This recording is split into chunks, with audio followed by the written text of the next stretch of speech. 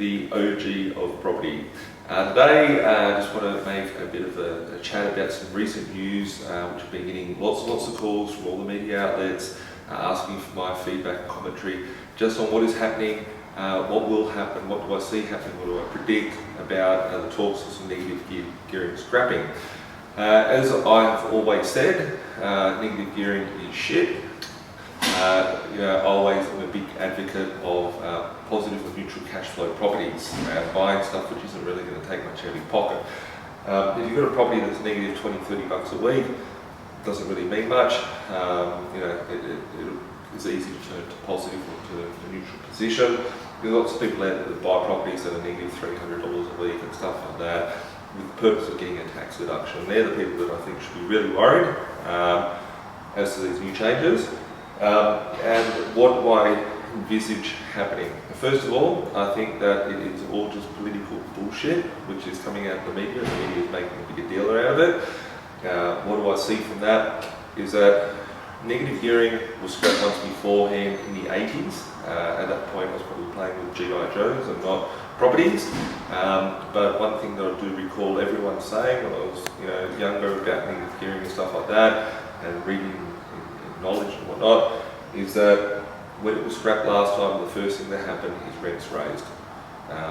So what will happen is supply and demand. You can't take out the fact that there's a certain amount of properties in the market, a certain amount of people in the market.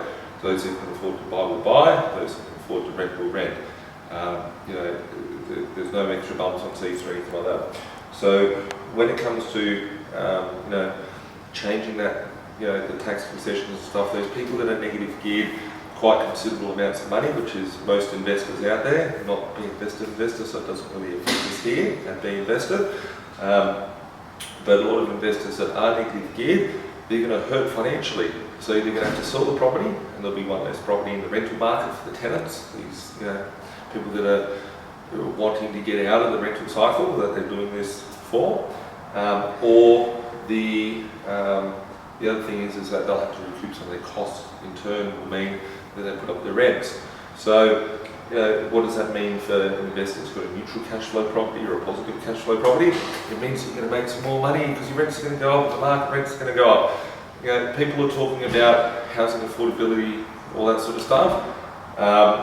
In Sydney, houses can be unaffordable. At Melbourne, houses can be unaffordable. What about Queensland? It's been flat for the last 10 years. What about all these other states like Perth and South Australia, which, which have got a depressed sort of market, and some markets are just recovering. So not every single property market can be counted with the same brush.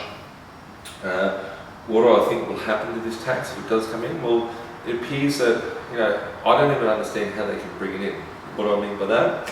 Is let's say, for instance, you have a business which has profit and losses which come in each year, and you make a loss. Now, if the business is making a loss, you can forward that claim on into future years. If you're treating your property investing like a business, and you have profits or losses from your rental side of things, I don't understand how they can change a property tax without changing a corporation tax if they're so intertwined. Speak to your accountants. Make sure in this period of time that you don't make any silly decisions. What do I say? Educate yourself, make sure that you've got a plan of attack as to how you will service your debt if you didn't have negative gearing. Don't be too over leveraged, but at the same time don't be too under leveraged. Make sure that you've got the right team around you, be it your financial advisors, be it your mentors, be it your accountants, because these are the people that are going to be there to see you throughout any sort of timing of acquisitions where you're investing. Labor has introduced some stupid taxes over the years. This is to you, Bill Shorten, and your team. I'm not a big Labor fan to start off with, but let's leave politics out of this one. The mining tax, they implemented that, and where is it today? They implemented Fuel Watch. What happened to that today? They implemented pink bats. What happened to that today? They implemented NRAS. People are still paying for that today. NRAS is a tax, which is like a tax rebate for people to buy low cost housing. They implemented that strategy going back about 10 years ago. What happened to that is a lot of spruikers came out in the market saying, buy a property, you can negative gear it, you can get tax deductions, all this sort of stuff. It was actually a bonus $10,000 a year tax deduction that the Labor Party were giving away to everyone. So last election they went to the party saying they're going to give money away to people, not just $900 to everyone, they actually gave away 10 grand for buying these specifically type of properties. And then they're talking about taking taxes away from people. Like, what about those people who said 2 elections ago, Mr. Labor Party, whoever runs this place, whatever happened to the fact that you told these poor people which got ripped off, we'll get to that in a moment, by buying NRAS properties, to buy these properties and get a tax deduction, now you're taking it away. Doesn't really make sense. But what happened last time when this stuff got implemented is a lot of spruikers came out in the market and tried to pump shitty properties at an overpriced value. So, NRAS properties were inflated with a lower rent, with a potential tax return, but the properties now are not worth that.